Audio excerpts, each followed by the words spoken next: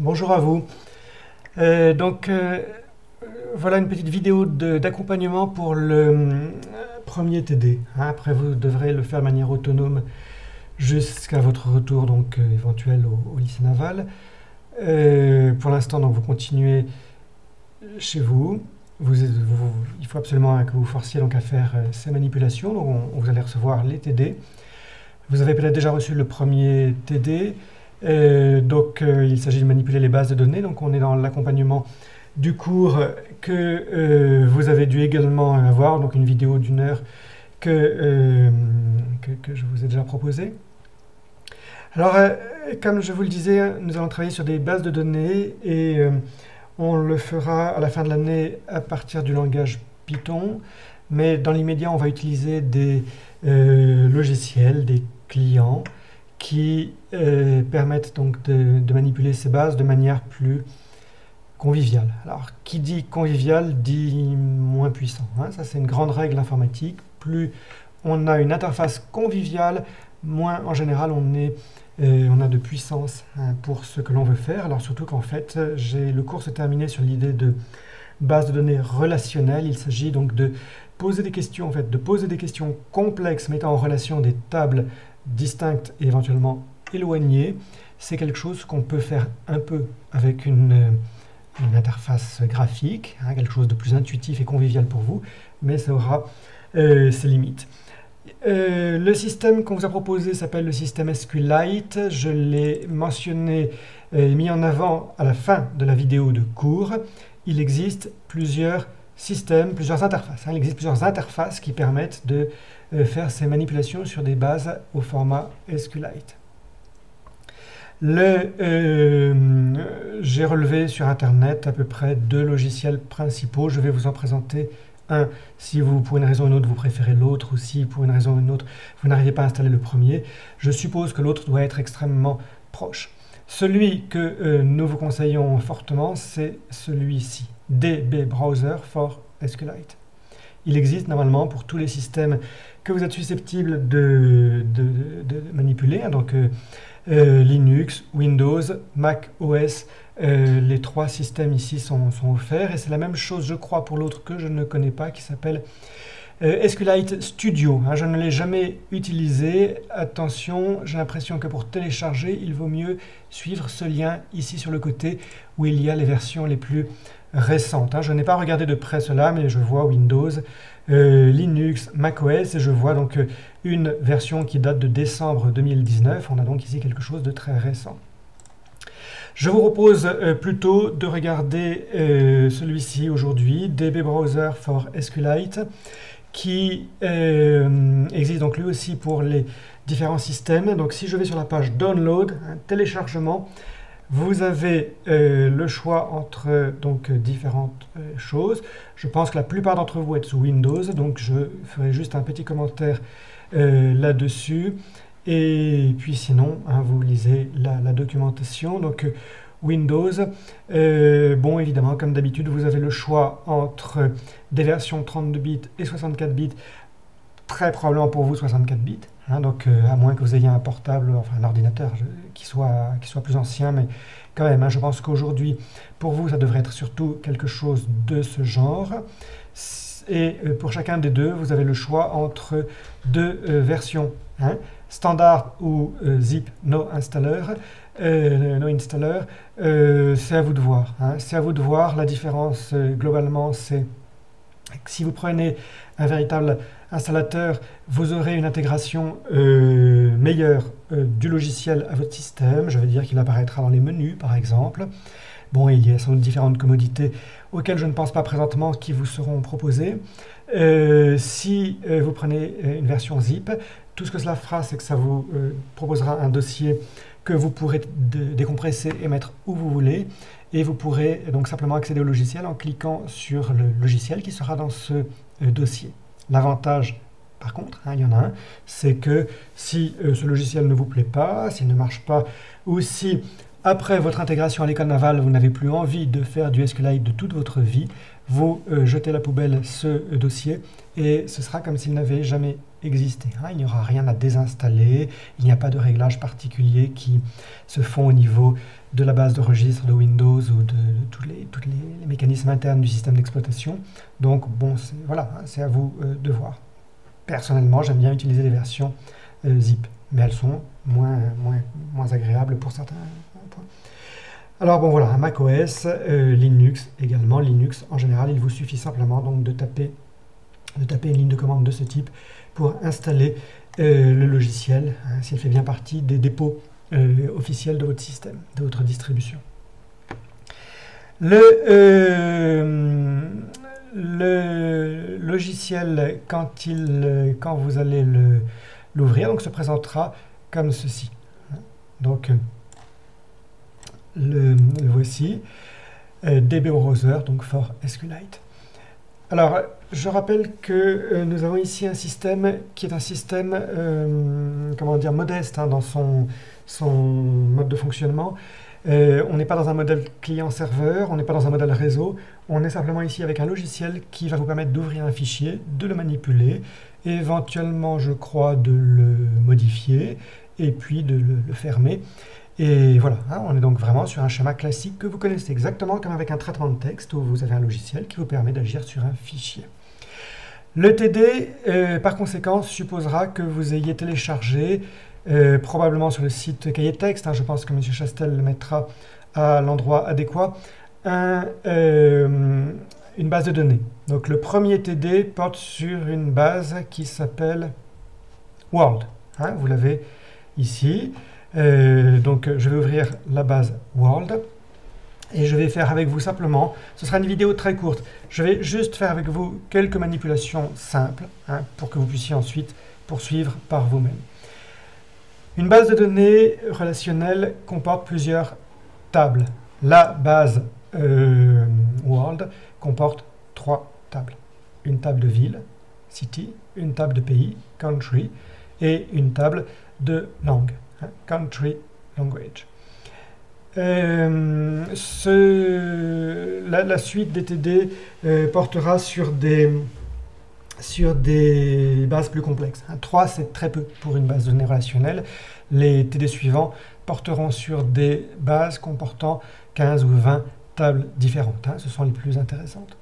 Là, donc, on a quelque chose de simple, mais qui est parfait pour démarrer. Je précise que ce sont des bases pédagogiques, c'est-à-dire qu'en fait, on les trouve sur Internet. Les bases de données, c'est un énorme morceau en informatique qui couvre de nombreuses pratiques qui ne sont pas forcément toujours de l'ordre du codage pur. Il y a des gros besoins en administration, en bureautique, en secrétariat, etc. au niveau des manipulations de bases de données. Donc, c'est énormément enseigné. Et donc on trouve sans difficulté des bases d'entraînement. Les TD se prendront la forme d'une salve de questions, jusqu'à 50 questions d'affilée par exemple, sur ces bases. Des questions de plus en plus compliquées, mais comment y répondre avec le langage SQL. Alors on ne va pas parler tout de suite du langage SQL, même si le but c'est d'y arriver très très vite. Le logiciel DB Browser vous permet d'examiner alors la structure de la table, dans cet onglet-là, nous sommes dans la structure de la table, on va regarder, mais également les données qu'elle comporte, ce qui n'est pas la même chose. Nous avons ici des données, nous avons ici une structure. Bon, évidemment, on peut également exécuter du code SQL. Je vous ferai une démonstration, une ou deux à la fin, avant de vous lâcher dans la nature. Vous avez ici la structure de la base de données. Là, une base, plusieurs tables, je l'ai dit. Chaque table a elle-même une structure que vous pouvez regarder ici en dépliant ces petits, je ne sais pas comment ça s'appelle, ces petites flèches. Alors, je vais prendre la table City, qui est la première. Je vois qu'elle est construite à partir de 5 attributs.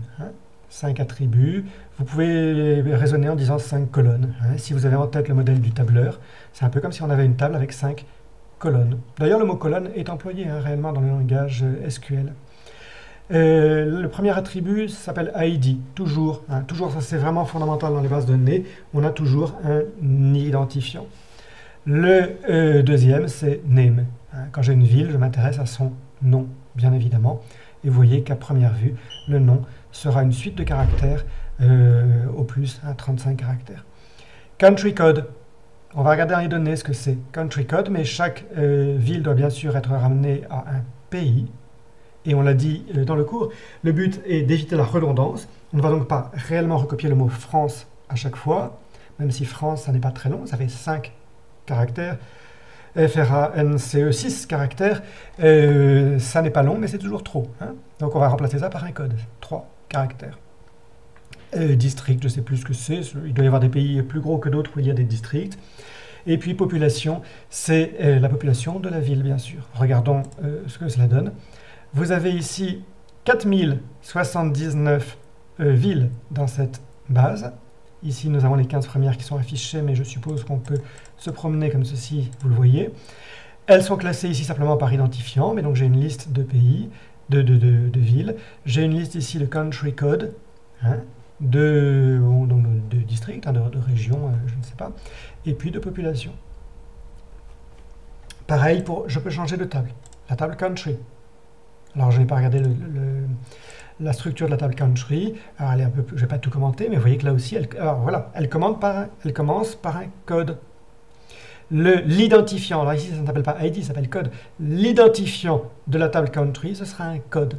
Sans surprise, il fait 3 caractères. C'est la même chose que ce truc country code qui faisait déjà 3 caractères. Il doit y avoir impérativement un lien entre les différentes tables de la base. La table country, pays, et la table city, hein, les villes, sont reliées par un lien qui est ce code-là. À chaque ville peut être attribué le code du pays auquel elle appartient. Hein. Remarquez que ça marche aussi dans l'autre sens. Chaque pays a une capitale, et cette capitale, c'est bien sûr une ville. Donc la capitale nous permettra de revenir à, regardez, la capitale c'est un entier, et cet entier, il est là. Hein. C'est-à-dire qu'en fait, on ne va pas évidemment recopier le nom de la ville, Paris par exemple, on va simplement mettre le numéro de la ville ici, et donc ces deux tables sont reliées donc au moins de deux manières ici. Et puis on a également ici des langages. Le logiciel vous permet d'examiner les données de manière plus ou moins conviviale, c'est-à-dire limitée, hein, je l'ai dit. Vous avez ici des filtres. Regardez, je m'intéresse par exemple à Paris. Je vais taper Paris. Vous voyez que je l'ai... Ah, c'est un peu bizarre, pourquoi est-ce que ça se présente comme ceci? Paris. Je suis surpris que 0 résultat. Ah oui, non, je me suis trompé de table. Voilà, City. Voilà, pardon. Ah, Paris. Voilà. J'ai donc trouvé l'entrée. On n'a qu'à dire l'entrée. J'ai trouvé l'entrée dans la table City qui concerne la ville de Paris. C'est utile car ça m'a permis de repérer le code du pays. FRA. Alors tiens, faisons quelque chose d'autre. Je vais taper FRA et je vois qu'il y a apparemment 40 villes françaises qui ont été rentrées dans cette base. Hein, donc elles sont ici. Alors je peux peut-être les trier par population. Vous voyez, population croissante, la plus petite qui est dans la base est Montreuil, la plus grande est Paris, bien sûr. Donc bon, vous voyez qu'effectivement, on a ici un système qu'on pourrait qualifier, c'est un formulaire. Hein, on a ici un petit formulaire avec 5 parce qu'ici il y a 5 champs, 5 colonnes. Il pourrait y en avoir plus. J'ai un petit formulaire qui me permet d'interroger. Je peux très probablement combiner les choses. Regardez, si je tape FRA, je limite ma vue de la table à 40 entrées. Et je peux peut-être également me demander quelles sont les villes qui contiennent un P. Donc je vois qu'il y a Paris, Montpellier, Aix-en-Provence et Perpignan. Donc évidemment, je peux jusqu'à un certain point faire des manipulations avec cela. Et puis on a vu que je peux également trier. Hein. Quelle est la ville la plus grosse de la table? C'est Bombay. Hein. Bombay en Inde. Inde, IND. Hein. Et puis Séoul vient après. Donc je peux faire ces manipulations-là. J'espère qu'avec cela, vous pourrez répondre aux premières questions du TD. Enfin, je l'espère pas trop non plus, parce que le but, justement, c'est de très vite découvrir les limites d'un système de ce genre. On peut faire certaines choses, mais il y en a très vite qu'on ne peut pas faire. Bon, je vous ai promis une vidéo qui ne serait pas trop longue, donc je terminerai juste par un troisième onglet. Donc sur les quatre, je vous montrerai juste le quatrième, qui lui est différent. Il vous faudra progressivement être capable de formuler vos questions non plus en essayant de jouer avec ce formulaire, mais en essayant d'écrire des requêtes SQL. Alors bon, je vous en montre une ou deux. Vous pouvez également aussi essayer un petit peu de rechercher sur Internet, hein, bien sûr. Vous pouvez nous écrire, bien sûr, soit M. Chastel, soit moi. Bon, le langage SQL est un langage qui n'est pas extrêmement compliqué. Hein. Donc, pour le moment, la seule chose qui nous intéressera, ce sera d'écrire des requêtes, ça s'appelle des requêtes, qui sont toutes de la même forme. Ce sont des requêtes select. Hein. Select, pourquoi? Parce qu'on cherche, hein, on cherche des données, donc on veut récupérer des données, les sélectionner. Alors mettons par exemple select étoile from. Alors bon, l'usage, hein, c'est un usage un petit peu bizarre, mais l'usage est d'écrire les mots-clés du langage en capital. Mais en fait, le langage SQL n'est pas sensible à la casse. Hein. Si je l'écrivais en minuscule, ça marcherait aussi, je vous le prouve, mais dans tous les autres exemples, je l'écrirai en majuscule parce que c'est un grand usage dans les bases de données. Select étoile, alors étoile ça veut dire toutes les colonnes, hein. Comment dire, ramène-moi toutes les colonnes. From. Les requêtes SQL ressemblent à des phrases en anglais. Hein. Donc, from, ça veut dire depuis. Hein. From, nom d'une table. Donc ici, on a dit qu'on était sur la table city. Alors, select étoile from city. Bon, et puis en général, on va mettre une condition. Remarquez que je ne suis pas obligé de le faire. Hein. Si je ne fais pas cela, j'aurai sans doute toutes les lignes de la table city. On va exécuter dans un instant. Je précise que le point-virgule est obligatoire. Hein. Il fait partie, une phrase en Python, en SQL, pardon, se termine par un point-virgule. Et il est possible que ce logiciel marche quand même si vous l'omettez. Je vous interdis fortement de l'omettre. Hein. Vous devez le faire. Ça fait partie vraiment du standard SQL. Et puis, il y a des interfaces qui, elles, seront beaucoup plus regardantes hein, à cela. Elles se bloqueront si vous ne mettez pas le point-virgule. Vous devez mettre impérativement un point-virgule, c'est une fin de phrase, hein, à la fin d'une requête SQL. J'ai exécuté. Alors, sans surprise, mon résultat comporte 4079 enregistrements, 4079 entrées. Ça n'est pas très étonnant puisque j'ai demandé toutes les lignes. Enfin, j'ai demandé toutes les colonnes pour les lignes de la table city, mais comme je n'ai pas précisé quelle ligne m'intéressait, j'ai eu toutes les lignes. Donc en général, on va restreindre les... Je vais maintenant mettre des majuscules, c'est plus propre. On va maintenant restreindre la recherche, par exemple, à un pays particulier. Donc je crois que la colonne s'appelait Country Code, et je vais mettre FRA. Et alors pour exécuter, j'appuie ici. Vous voyez que j'ai eu 40 enregistrements. Ce sont les enregistrements de tout à l'heure. Voilà notre première requête SQL. Select, donc ça vous l'écrivez de toute façon. Étoile, alors étoile, non, vous pouvez mettre par exemple ici name. Ce qui m'intéresse, c'est peut-être juste la colonne name. Donc select name from city, where country code égale FRA. Name, ou bien name population par exemple. Voilà une deuxième requête avec... Vous le voyez, je demande deux colonnes différentes. Name, population. From city, where country code égale FRA. Remarquez que je peux m'intéresser simplement aux villes qui feraient peut-être plus mettons, 250 000 habitants. Alors regardez, end, population, supérieure à 250 000. Et donc là, je n'ai plus que 7 enregistrements. Donc vous voyez, Paris, Marseille, Lyon, Toulouse, Nice, Nantes et Strasbourg.